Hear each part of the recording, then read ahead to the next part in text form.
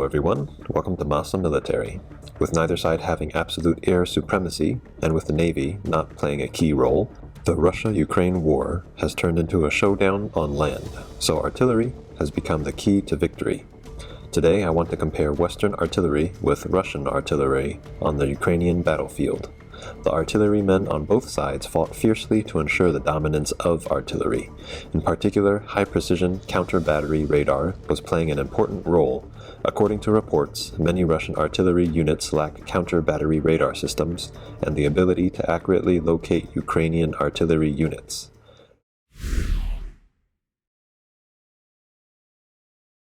Tracked self-propelled artillery not only has powerful firepower, but also has certain armor protection and excellent mobility, and its degree of automation is much higher than that of towed artillery.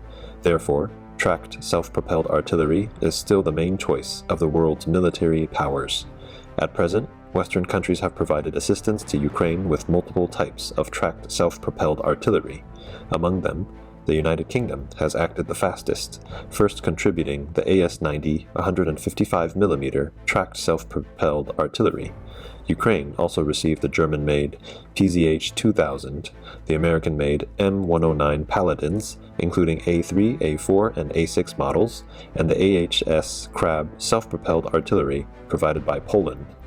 The Russian army has put into use all types of tracked self-propelled artillery in active service, including the 122mm 2S1 Gazdika, 152mm 2S3 Akatsiya, the 2S5 Yatsint S, the 203mm 2S7 Pion, and the latest 2S19 Emista S, 152mm self-propelled artillery. From an overall performance perspective, the tracked self-propelled artillery provided by Western countries is significantly better than the Russian self-propelled artillery. Its technical advantages include fast response, long range, and high accuracy, especially in terms of range. The maximum range of firing bottom concave shells can reach 24.85 miles, and the maximum range of rocket-assisted projectile is 37.28 miles. Coupled with guided artillery shells such as the M982 Excalibur. In this way, in counter-artillery operations, the Ukrainian army artillery units can take advantage of the range and accuracy of self-propelled artillery to quickly counterattack Russian artillery positions. In comparison, the Russian tracked self-propelled artillery is obviously at a disadvantage. First of all, the 2S1, 2S3, and 2S5 were all developed in the 1960s and have lagged behind in terms of automation, rate of fire, range, and accuracy. The 2S7 and the 2S19 were developed relatively late, and their performance on the Ukrainian battlefield is relatively outstanding. However, the fatal weakness of the 203mm 2S7 is that the range of fire is too slow, at only 2 rounds per minute. Moreover, its maximum range when firing rocket-assisted projectiles is only 29.82 miles, which is not as good as the Western 155mm howitzer. The range of the 152mm 2S19 artillery is also too short.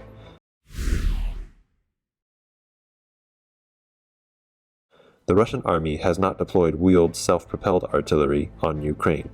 The wheeled self-propelled artillery provided by Western countries to Ukraine includes France's Caesar 155mm howitzer, Slovakia's SPGH DANA 152mm gun, and Zuzana 152mm gun, and Sweden's Archer artillery system. As a rising star in the self-propelled artillery family, the biggest advantage of the wheeled self-propelled artillery is that it has good mobility on roads and is faster and more flexible in combat. Moreover, Western wheeled self-propelled artillery deploys and retreats very quickly. They can hit and run, making it difficult for the Russian army to deal with them.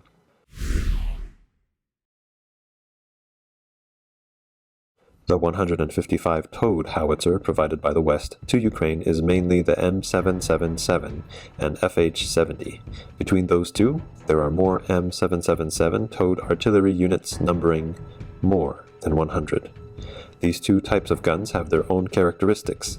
The M777 is an ultralight towed howitzer weighing 9,300 pounds and can be towed and maneuvered by medium tactical trucks or even light high mobility tactical vehicles such as HMMWVs. This makes the M777 with very good mobility and flexibility on the battlefield.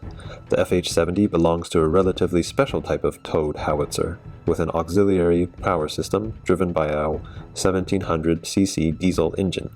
Thus, when the FH-70 is separated from the towing vehicle, it can use its own power to entering the fire position. Moreover, after entering the firing position, a series of actions from marching state to combat state, including opening the frame and rotating the gun's body, can be completed by the hydraulic system, driven by the auxiliary power system. Therefore, the FH-70 can deploy and withdraw faster. The large caliber towed artillery used by the Russian army on the Ukrainian battlefield is mainly the 2A-36 and 2A-65 152mm towed howitzer and the D-30 122mm towed howitzer. Among them, the 2A-65 is a relatively new towed gun currently in service in the Russian army and has the same firepower as the 2S-19 152mm tracked self-propelled gun. So even if the 2A-65 uses a longer barrel, the maximum range of extended range projectiles is basically the same as that of the M777 and FH-70, and there is no advantage over the other.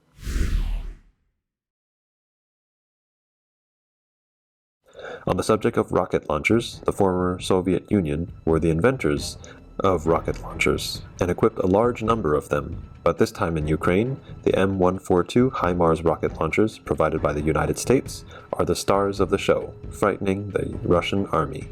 HIMARS does not have much ammunition capacity, with only 6 rockets, but its advantage is that it can strike accurately. HIMARS also has the ability to maneuver quickly, launch 6 rockets in a few seconds, and then quickly vacate the position, making it more capable to survive on the battlefield.